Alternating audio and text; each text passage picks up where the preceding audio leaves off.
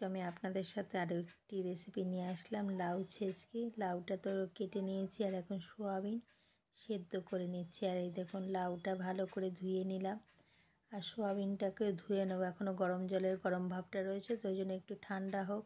আর কড়াইতে তেল দিয়ে দিয়েছি, তেল দিয়ে এখন লাউটা দিয়ে আমি একটু জাল করে নেবো। এটাকে একটু এদিক ওদিক নেড়ে চেড়ে ভালো করে তারপর এটাকে একটু সামান্য নুন দিয়ে আমি ঢাকা চাপা দিয়ে দেবো। লাউটাও তাতে করে বেশ সিদ্ধ হয়ে যাবে তাড়াতাড়ি। আর এখন দেখুন আবার ঢাকাটা খুলে একটু নেড়ে চেড়ে দিচ্ছি, দিয়ে এখন এই লাউটাকে আমি নামিয়ে নেব। আর লাগবে হচ্ছে একটা টমেটো, কাঁচা লঙ্কা আর ওই যে সোয়াবিনটা সিদ্ধ করে ভালো করে ধুয়ে নিয়েছি আর লাউটাকেও নামিয়ে নিয়েছি। এখন ওই কড়াইয়ের মধ্যে তেল দিয়ে একটু কালো জিরে, শুকনো লঙ্কা, তেজপাতা ফোড়ন দেবো। আর কিছুই নাই, ফোড়নে এইটা দিলাম, দিয়ে এখন সোয়াবিনটাকে ভালো করে ওই তেলে ভালো করে একটু ভেজে নেব, যাতে করে সোয়াবিনের গন্ধটা চলে যায়। আর এই সোয়াবিনটার মধ্যে একটু জিরে ধনের গুঁড়ো দেবো সামান্য একটু, আর একটু নুন দিয়ে দিলাম, অল্পই নুন দিলাম যেহেতু সেদ্ধ করার সময় নুন দিয়েছিলাম। কিছুটা পরিমাণে হলুদ দিলাম আর টমেটোটাও দিয়ে দিলাম যাতে টমেটোটাও একটু ভাজা ভাজা হয়ে যায়। আর কাঁচা লঙ্কা দিয়েছি, এখন ভালো করে নেড়ে চেড়ে নিচ্ছি। আর নেড়ে চেড়ে নিয়ে সোয়াবিনটার পরিমাণে একটু জিরে ধনের গুঁড়ো, যে দেখুন ছোটো চামচের এই 1 চামচই দিয়েছি, আর পরে একটুখানি দিলাম, দিয়ে এটাকে ভালো করে নেড়ে নেব। আর কোনো লাল লঙ্কা আমি এর মধ্যে দেবো না, দিয়ে ভালো করে একদম কষিয়ে নিয়ে তারপর আমি লাউটা দেবো। আর এই নিরামিষ এই রান্নাটা যারা নিরামিষ খান তারা একবার ট্রাই করে দেখতে পারেন। যে আপনারা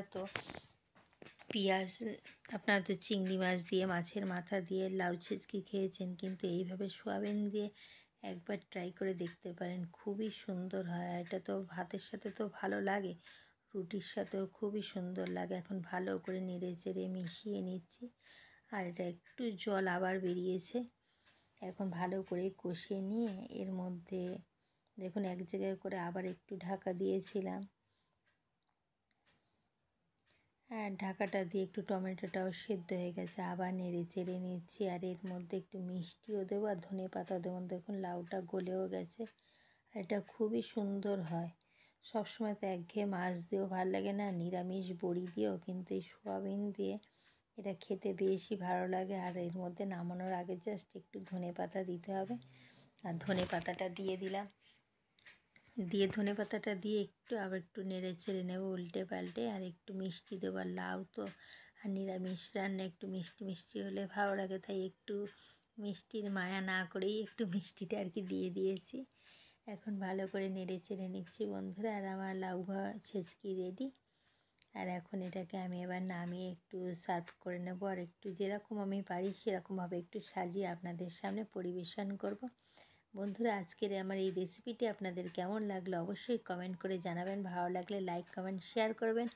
আর যদি আমাকে ভালো লাগে চ্যানেলটিকে সাবস্ক্রাইব করে আমার পাশে থাকবেন বন্ধুরা। নিত্য নতুন রেসিপি নিয়ে আবার আমি হাজির হয়ে যাব। আর আজকের এই লাউ ছেঁচকির রেসিপিটা আপনাদের কেমন লাগলো, নিরামিষ একটি রান্না, অবশ্যই কমেন্ট করে জানাবেন।